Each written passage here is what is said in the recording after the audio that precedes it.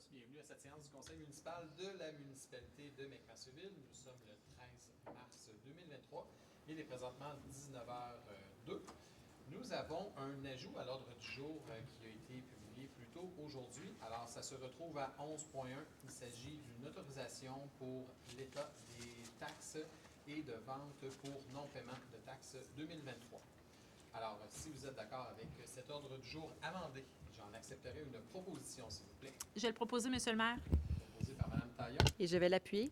Et appuyée par Mme Sincan. Ça nous amène au point suivant, donc à 1.2, qui est la première période de questions. Donc, la parole est à vous, cher public. Si jamais vous n'avez pas de questions à ce moment-ci, sachez qu'il y aura une deuxième période de questions à la fin de l'Assemblée.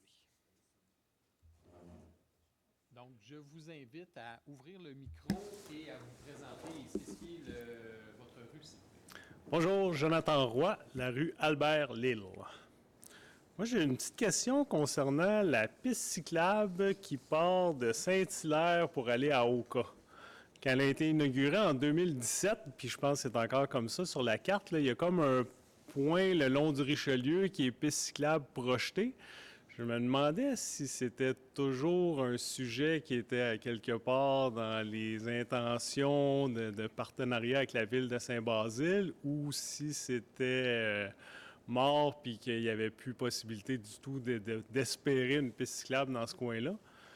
Puis je me demandais si c'était le seul tracé qui avait été étudié aussi entre McMasterville et Saint-Basile parce que on est comme enclavé, on dirait qu'on essaie de sortir de la municipalité ici en famille, en vélo. C'est très difficile là, pour le bord du Richelieu. Je ne sais pas s'il y en a qui font du vélo ou quelque chose comme ça, mais c'est la 116 est presque plus sécuritaire. Là. C'est quand tu préfères longer la 116, ça vient comme moins grave. Mais il y a comme un petit tracé qui serait possible, mais que je ne sais pas à qui on peut en parler, où on peut faire des demandes, vu que c'est quand même sur 2 territoires. Là. C'est que je ne sais pas si je suis à la bonne place ou quoi. Là. Mais je sais que nous, on a déjà passé par une rue qui s'appelle le Rang des 30. Je ne sais pas si vous connaissez ça. Là. C'est ce qui débouche sur Yvon-Lheureux, pas sur Yvon-Lheureux, mais sur la 116, juste en face d'Yvon-Lheureux, dans le fond. Et ça s'en va directement sur Robert, puis c'est très, très beau. Le seul petit bout qui manquerait, ça serait si on avait le droit de prolonger la piste cyclable le long de la voie ferrée, qui, je ne sais pas à qui appartient ces terrains-là. Là. Ça serait comme le fond de la CIL, un peu une continuité de la piste cyclable qui était déjà à McMasterville. Ça, je me demandais si c'était un scénario qui avait déjà été étudié pour remplacer peut-être le tracé qui semble tarder à venir sur la rue Richelieu. Là, c'était à peu près ça ma question. Plusieurs éléments de réponse à votre question. Effectivement, le projet initial qui était un sentier cyclable de Oka à Mont-Saint-Hilaire, force est de constater qu'on devrait plutôt parler du sentier Oka-Saint-Basile-le-Grand parce qu'il manque un tronçon quand même assez important reliant Saint-Basile à McMasterville. On parle de 4 km environ là, de voies cyclables. Là. Il y a des analyses qui ont été faites là, du côté de nos voisins à Saint-Basile-le-Grand. Je pense qu'ils sont allés jusqu'en appel d'offres puis ont rejeté les soumissions étant donné les prix qui étaient astronomiques. Parce que ça demande là, du remblai de fossé, du déplacement de lignes électriques.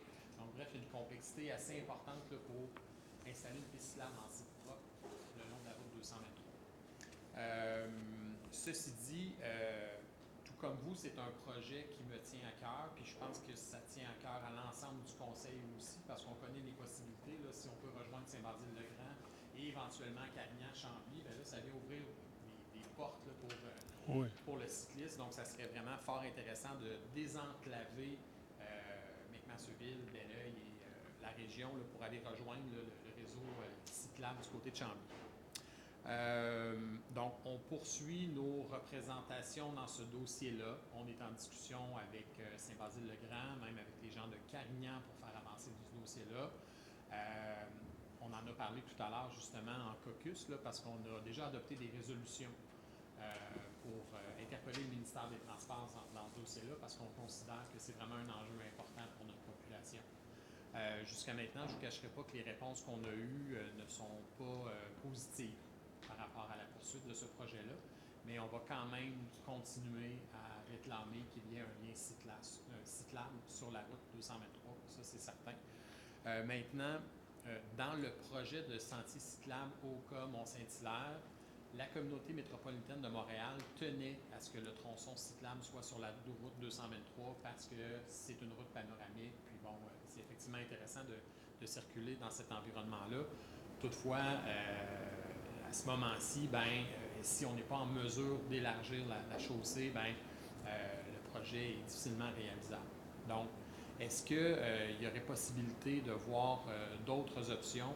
On en discute également du côté de la MRC. Là. Il y a un comité là, sur la mobilité active dans la MRC là, dont le mandat est de planifier les transports actifs à l'échelle régionale.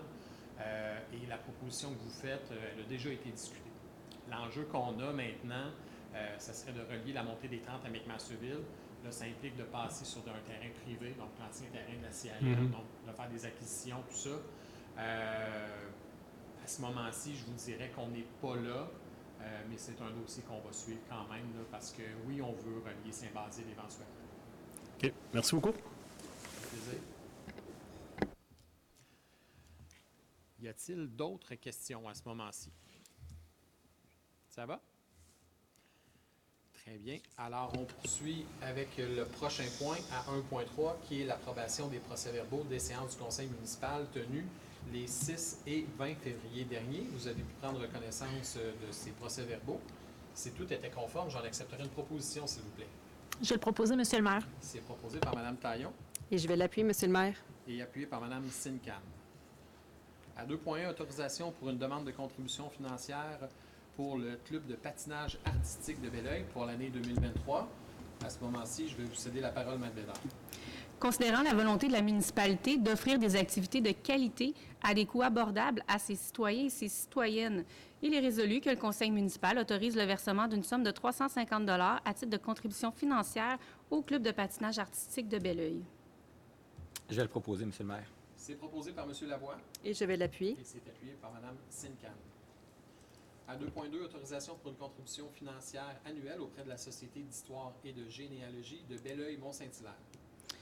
Considérant la demande de contribution financière annuelle de la Société d'histoire de généalogie de Belleuil-Mont-Saint-Hilaire afin que cette dernière puisse poursuivre sa mission, il est résolu que le conseil municipal autorise le versement d'un montant de 500 $ à titre de contribution financière annuelle pour l'année 2023 à la Société d'histoire de généalogie de Belleuil-Mont-Saint-Hilaire afin que cet organisme poursuive sa mission. Je vais le proposer, Monsieur le maire. C'est proposé par M. Pelletier Je vais l'appuyer. et appuyé par M. Lévesque. À 2.3, autorisation pour une contribution financière auprès des Chevaliers de Colomb, Conseil de Belleuil. Considérant que la municipalité a reçu une facture de la part des Chevaliers de Colomb du Conseil de Belleuil au montant de 6 636,64 $ concernant la tenue du comptoir d'aide alimentaire fin à la fin pour une période de 12 mois. Considérant que le montant de la facture correspond au nombre de bénéficiaires résidents de la municipalité qui ont utilisé ce service en fonction du nombre total de bénéficiaires desservis par le comptoir d'aide alimentaire, il est résolu que le conseil municipal autorise le versement d'une contribution financière au montant de 6 636,64 sous au Chevalier de Colomb de Belleuil numéro 2905 concernant la tenue du comptoir d'aide alimentaire fin à la fin pour la période de janvier à décembre 2023. Je vais le proposer, Monsieur le maire. C'est proposé par Mme Taillon Et j'appuie. et c'est appuyé par M. Jean. Donc, effectivement, c'est les Chevaliers de Colomb de Belleuil, mais c'est pour l'opération du comptoir alimentaire qui se trouve sur le territoire de la municipalité de McMasterville, plus précisément à l'église Sacré-Cœur.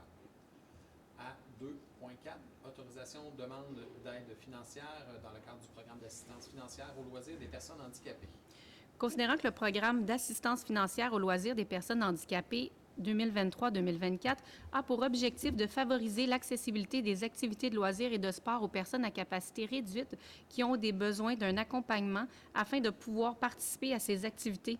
Il est résolu que le conseil municipal autorise le directeur des services récréatifs et culturels ou, en son absence, le directeur général, à présenter pour l'année 2023 une demande d'aide financière dans le cadre du programme d'assistance financière aux loisirs des personnes handicapées 2023-2024 et à signer ou compléter tout document afin de donner effet à la présente résolution. Je propose, Monsieur le maire. Proposé par M. Jean, Et je l'appuie. appuyé par M. Lavoie. À 2.5, autorisation pour une demande d'aide financière auprès du Mouvement national des Québécoises et des Québécois. C'est pour la fête nationale 2023. Il est résolu que le directeur des services récréatifs ou en son absence le directeur général soient et sont autorisés à formuler une demande d'assistance financière auprès du Mouvement national des Québécoises et Québécois pour l'organisation de la Fête nationale 2023 et à compléter et signer tout document requis afin de donner effet à la présente résolution. Je vais le proposer, Monsieur le maire. Proposé par M. Lévesque Et je l'appuie. et appuyé par Mme Sincan. À 3.1, il s'agit du dépôt d'un certificat relatif au déroulement de la procédure d'enregistrement des personnes habiles à voter. Ça concerne le règlement décrétant des dépenses en immobilisation et un emprunt de 2 390 000 $. Il s'agit d'un dépôt. Alors, effectivement, c'est un dépôt. À 3.2, autorisation pour le changement de nom et de régime juridique auprès du ministère des Affaires municipales et de l'Habitation. Considérant qu'une municipalité locale peut, en vertu des articles 16 et 210.3.1 et suivants de la loi sur l'organisation territoriale municipale, de demander à la ministre des Affaires municipales de changer de nom et de régime, il est résolu que la municipalité demande à la ministre des Affaires municipales de changer le nom de la municipalité en celui de Ville de McMasterville et de décréter le changement de régime afin qu'elle soit dorénavant régie par la loi sur les cités et villes. Je vais le proposer, Monsieur le maire. Donc, c'est proposé par M. Pelletier Et je l'appuie. et c'est appuyé par M. Lavoie. Donc, essentiellement, la Ville ne serait plus assujettie au code municipal, mais bien à la loi sur les cités et villes. Donc, il y a deux régimes juridiques là, qui encadrent le fonctionnement des municipalités au Québec, ce qui fait en sorte qu'il y aurait un changement dans les titres de certains cadres dans l'administration municipale, une répartition là, des tâches qui correspondent davantage à la réalité. Mais pour les citoyens, il n'y a pas de changement à ce niveau-là. C'est vraiment du point de vue de l'efficacité administrative. Alors, au point suivant, à 3.3, autorisation, signature d'un acte de servitude et de passage et d'entretien d'une conduite d'égout pluvial pour différents numéros de l'eau. Considérant qu'une conduite d'égout pluvial de 5 pieds appartenant à la municipalité traverse les lots numéros 4 493 204 et 4 493 206 du cadastre du Québec, il est résolu que le conseil municipal autorise qu'une servitude de passage et d'entretien de conduite d'égout pluvial soit établie en faveur du lot 4 494 960 du cadastre du Québec appartenant à la municipalité, que le conseil municipal accepte les termes du projet d'acte de servitude de passage et d'entretien soumis par Maître Magali Drouin, notaire, que le maire, M. Martin Dulac, ou en son absence le maire suppléant, et la directrice des services juridiques, ou en son absence le directeur général, soient et sont autorisés à signer l'acte de servitude et tout autre document pour donner effet à la présente résolution. Je vais le proposer, Monsieur le maire. C'est proposé par Mme Taillon Et je l'appuie. et c'est appuyé par M. Lavoie. À 3.4, autorisation, passage et arrêt pour le grand défi Pierre Lavoie le 11 juin 2023. Considérant que le 1000 km du Grand Défi Pierre-Lavoie sera de passage dans la municipalité le dimanche 11 juin 2023, il est résolu que le conseil municipal autorise le passage de cyclistes du 1000 km sur nos routes prévues dans le tracé déposé, que la municipalité collabore à l'activité en fournissant les bénévoles et les équipements nécessaires pour la tenue de l'événement, que la municipalité publicise l'activité et invite ses résidents à se joindre à l'événement, que la municipalité autorise le vol de drones sur son territoire selon le cadre réglementaire canadien et en respect des lois et règlements en vigueur au Canada, que le directeur général soit autorisé à signer tout document visant à donner effet à la présente résolution. Je vais le proposer, Monsieur le maire. C'est proposé par M. Lavoie Et je vais l'appuyer, Monsieur le maire. et appuyé par Mme Sincan. À 3.5, autorisation renouvellement d'un abonnement au réseau d'information municipale. Il est résolu que le conseil municipal autorise le renouvellement de l'abonnement au réseau d'information municipale pour l'année 2023, et ce pour un montant de 660 $ plus taxes applicables. Je vais le proposer, Monsieur le maire. Proposé par Mme Taillon, Et je l'appuie. appuyé par Mme Sincan.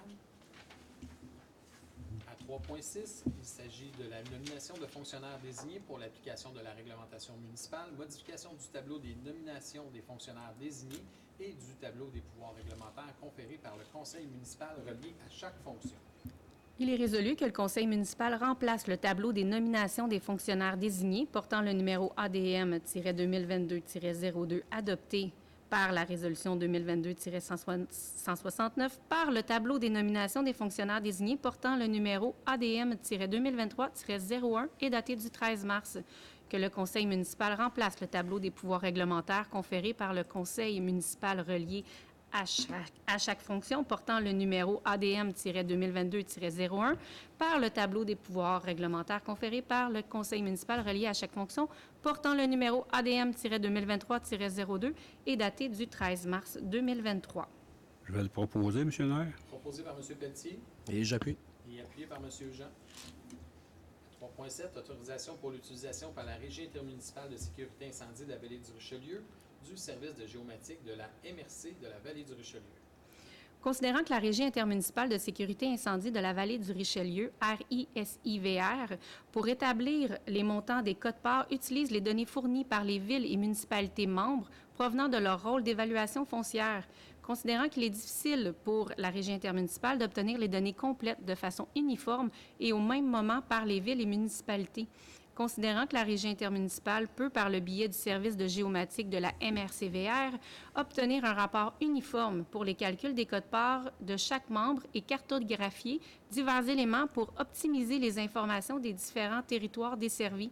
Il est résolu que le conseil municipal autorise la municipalité régionale de comté de la Vallée du Richelieu à utiliser les données contenues au rôle d'évaluation foncière de la municipalité de McMasterville afin que la Régie intermunicipale de sécurité incendie de la Vallée du Richelieu puisse bénéficier du service de géométrique de la MRCVR aux frais de la Régie intermunicipale d'incendie, lorsque requis, de transmettre une copie de la présente résolution à la MRCVR ainsi qu'à la Régie intermunicipale d'incendie.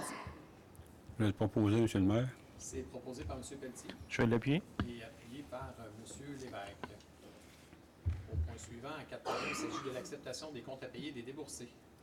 Il est résolu que le conseil municipal approuve la liste des comptes à payer, déboursés et prélèvements en date du 13 mars 2023 pour un montant total de 711 637,70 que la directrice des services de la trésorerie et des finances soit autorisée à émettre les paiements afin de donner effet à la présente résolution.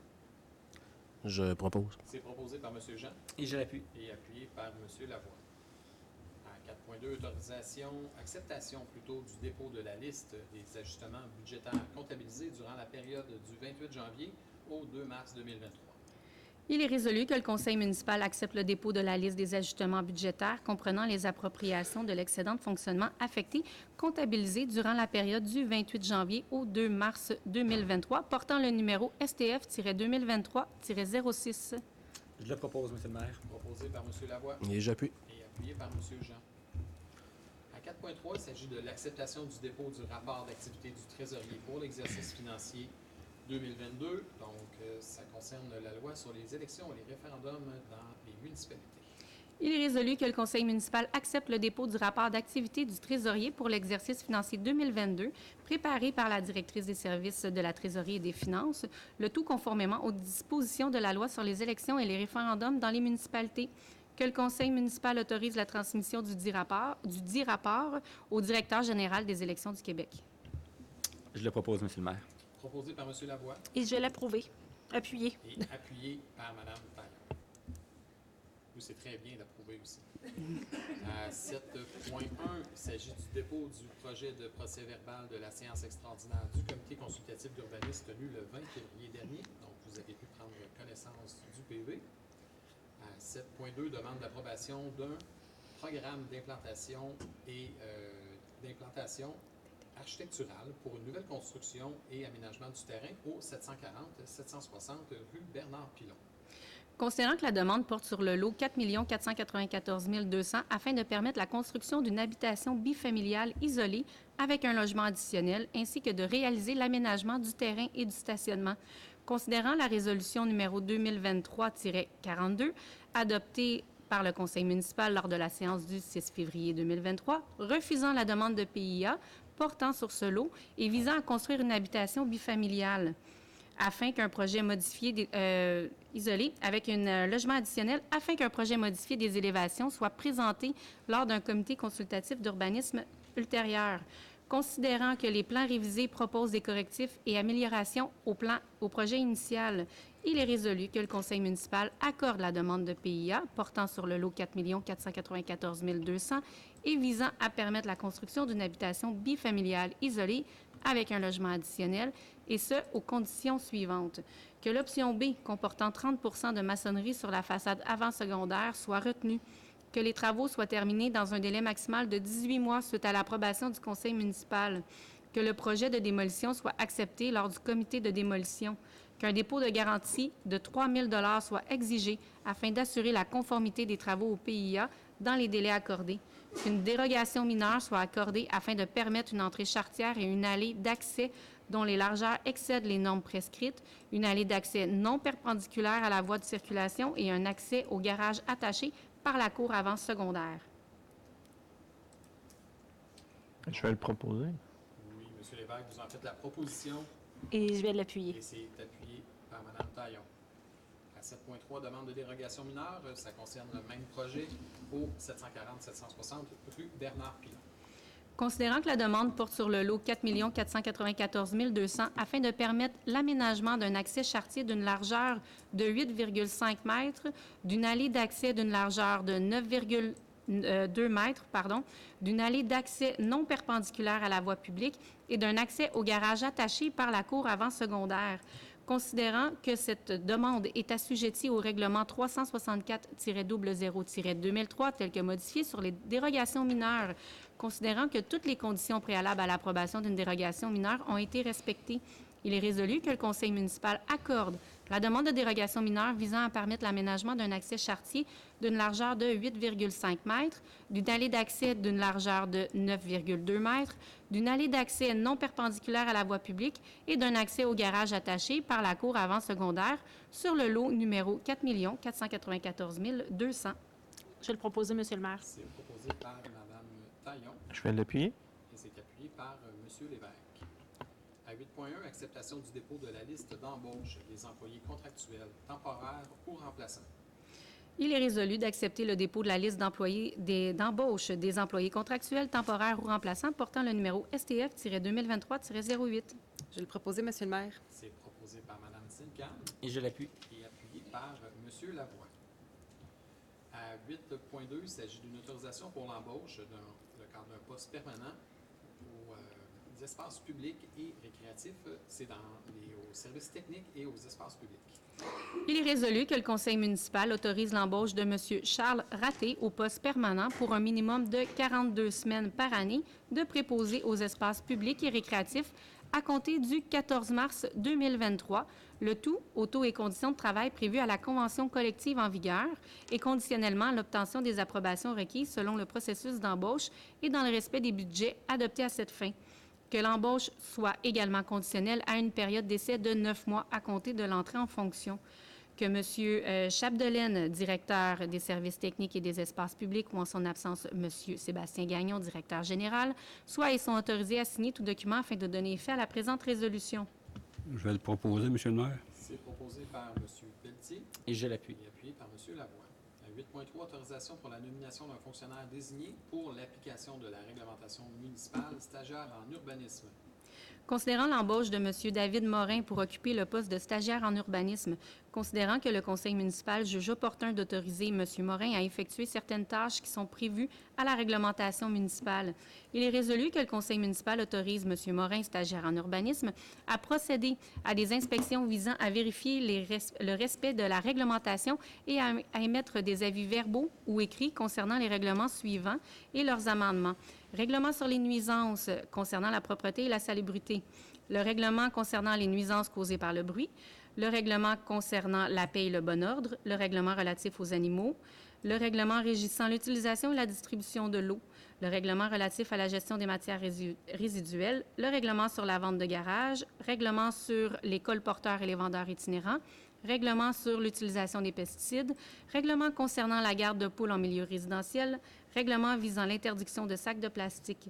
Que le Conseil autorise M. David Morin, stagiaire en urbanisme, à agir comme représentant du fonctionnaire désigné conformément à l'article 2.2 du règlement numéro 387 sur les permis et certificats pour les règlements suivants et leurs amendements et ou tout autre règlement du même type, le règlement de zonage, le règlement de lotissement, le règlement de construction ainsi que le règlement sur les permis et certificats.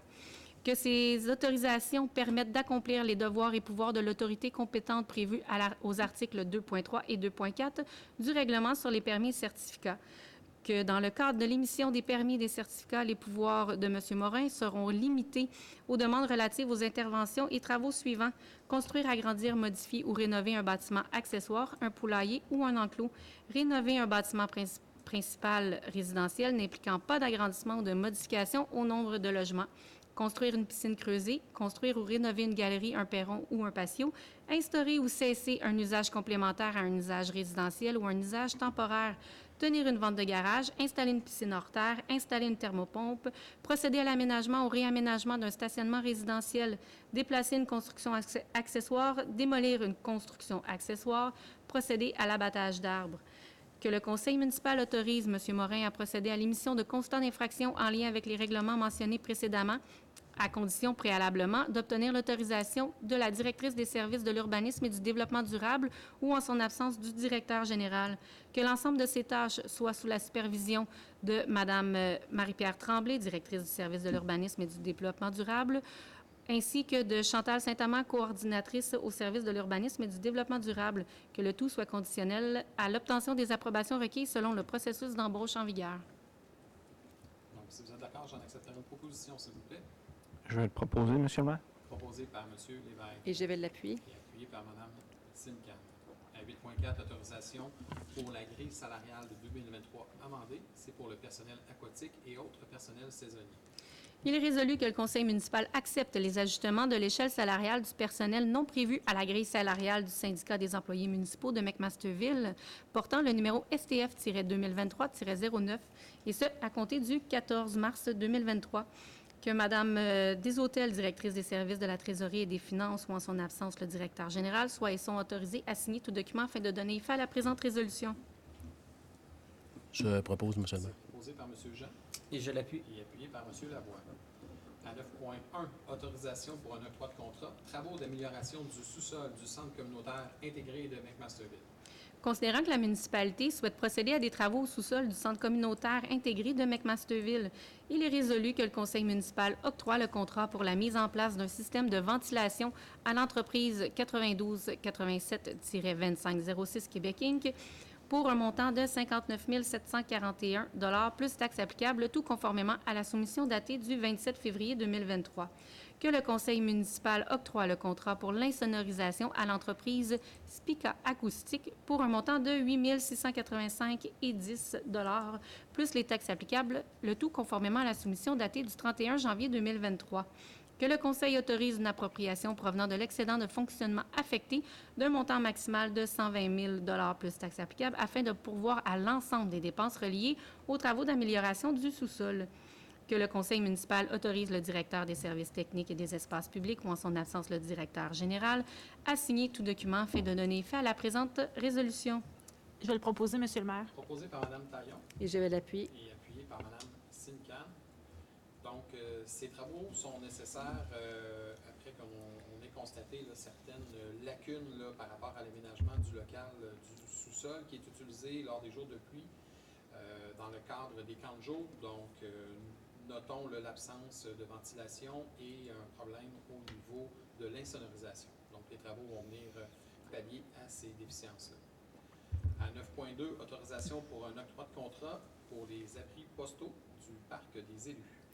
Considérant que la municipalité de McMasterville souhaite procéder aux travaux relatifs à l'ajout d'un abri pour les boîtes postales sur la nouvelle dalle de béton présente au parc des élus, il est résolu que le conseil municipal octroie le contrat pour les travaux de construction d'un abri pour les boîtes postales au parc des élus à l'entreprise Construction Moderne pour un montant de 24 811 $ et 22 sous plus taxes applicables, le tout conformément à la soumission numéro 10-51-6 datée du 8 mars 2023. Que le conseil municipal autorise une appropriation provenant de l'excédent de fonctionnement affecté d'un montant maximal de 35 000 $ plus taxes applicables afin de pourvoir à l'ensemble des dépenses reliées à ce projet. Que le conseil municipal autorise le directeur des services techniques et des espaces publics ou en son absence le directeur général à signer tout document afin de donner effet à la présente résolution. Je le propose, Monsieur le maire. C'est proposé par M. Lavoie Et j'appuie. et c'est appuyé par M. Jean. Donc, c'est suite au déplacement des abris postaux qui se retrouvent maintenant au parc des élus. On va ajouter un toit là, afin de protéger les abris, les boîtes postales des intempéries. Voilà. À 10.1, il s'agit d'une autorisation pour l'adhésion 2023 à Zone Montérégie, à Zone Loisirs Montérégie, services récréatifs et culturels. Considérant que le Conseil autorise l'adhésion de la municipalité auprès de l'organisme Zone Loisirs Montérégie pour la période allant du 1er avril 2023 au 31 mars 2024, et ce pour un montant de 75 $ plus taxes applicables, que le Conseil municipal nomme M. Marc-André Leblanc, directeur des services récréatifs et culturels, à titre de personne déléguée lors de l'Assemblée générale de Zone Loisirs Montérégie, et que M. Leblanc, directeur des services récréatifs et culturels, ou en son absence le directeur général, soit et sont autorisés à signer tout document afin de donner effet à la présente résolution. Je le propose, Monsieur le maire. Proposé par M. Lavoie Et je vais l'appuyer. et appuyé par Mme Taillon. À 10.2, autorisation pour un mandat dans le cadre du spectacle et de l'animation de la Fête nationale 2023. Il est résolu que le Conseil municipal autorise le directeur des services récréatifs et culturels, ou en son absence le directeur général, à procéder aux recherches de prix budgétaires auprès d'entrepreneurs et artisans spécialisés afin d'obtenir des propositions relatives aux 10 événements et en conclure un contrat de service avec ces derniers, le tout conditionnellement à l'autorisation préalable de la direction générale et dans le respect des cadres budgétaires déterminés. Que le directeur des services récréatifs ou culturels, ou en son absence le directeur général, soit et sont autorisés à signer tout document afin de donner effet à la présente résolution. Je vais le proposer, Monsieur le maire. C'est proposé par Mme Sincan Et j'appuie. et appuyé par M. Jean. Donc, oui, même au mois de mars, nous passons déjà à la Fête nationale et on prépare de très belles activités et un très beau spectacle encore cette année. À 10.3, autorisation pour un contrat de service auprès d'entreprises spécialisées et travailleurs autonomes pour le printemps 2023. Considérant qu'il y a lieu de conclure des contrats de service avec divers travailleurs autonomes, salariés et organismes spécialisés pour la tenue des activités printanières des services récréatifs et culturels, il est résolu que le Conseil municipal autorise l'embauche de salariés et l'octroi des contrats de service avec les travailleurs autonomes et organismes spécialisés pour les activités énoncées dans le tableau numéro SRC-2023-02, le tout conditionnellement à l'obtention des approbations requises selon le processus contractuel et le règlement de gestion contractuelle en vigueur et dans le respect des budgets adoptés à cette fin, que le directeur des services récréatifs et culturels, ou en son absence le directeur général, soit et sont autorisés à signer tout document afin de donner effet à la présente résolution. Je le propose, Monsieur le maire. C'est proposé par M. Lavoie Et je l'appuie. et appuyé par Mme Sincan. À 11.1, il s'agit d'une autorisation pour l'état des taxes et ventes pour non-paiement de taxes pour l'année 2023. Il est résolu que soit et approuvé la liste présentée par Mme France Deshôtels, directrice des services de la Trésorerie et des Finances, représentant les immeubles à être vendus et datés du 13 mars 2023, portant le numéro STF-2023-10, d'ordonner à la directrice des services de la Trésorerie et des Finances de transmettre à la municipalité régionale de comté de la Vallée du Richelieu la liste des immeubles à être vendus, laquelle est dûment accompagnée des descriptions pertinentes audit immeubles, que les directives soient transmises au service de la Trésorerie et des Finances, qu'après transmission de cette liste à la MRC, aucun paiement ne pourra être encaissé par la municipalité et que seuls les chèques certifiés et libellés à l'ordre de la MRC-VR et payables à son bureau seront acceptés. Que M. Sébastien Gagnon, directeur général, ou en son absence, Mme France Deshôtels, directrice des services de la Trésorerie et des Finances, ou la directrice des services juridiques et greffière adjointe, soient et sont autorisés à enchérir et acquérir au nom de la municipalité de McMasterville un ou des immeubles à être vendus lors de la vente pour défaut de paiement de taxes du 8 juin 2023. L'enchère de la municipalité ne devant cependant en aucun cas dépasser le montant des taxes dues en capital, intérêts, pénalités et frais, plus un montant suffisant pour satisfaire à toute créance prioritaire ou hypothécaire d'un rang antérieur ou égal à celui des taxes municipales. Je vais le proposer, Monsieur le maire. Proposé par Mme Taillon Et je l'appuie. et appuyé par M. Lavoie. Alors, au point suivant, à 12.1, il s'agit de la correspondance générale. Donc, les membres du Conseil ont pu prendre connaissance de cette correspondance. Ça nous amène à 12.2, la deuxième période de questions. Donc, s'il y a des sujets en particulier qui ont suscité votre intérêt, c'est le moment d'obtenir des précisions nécessaires. Sinon, bien, la porte est ouverte également pour d'autres questions concernant la municipalité. Alors, je comprends qu'il n'y a pas d'autres questions à ce moment-ci. Alors, ça nous amènerait à la levée de la séance. Je vais le proposer, Monsieur le maire. Proposé par Mme Sincam Et je vais l'appuyer. et appuyé par Mme Taillon. Alors, je vous remercie d'avoir été présent parmi nous ce soir. Je vous rappelle que la prochaine séance du conseil municipal aura lieu le 3 avril prochain à compter de 19h. Merci beaucoup. À bientôt.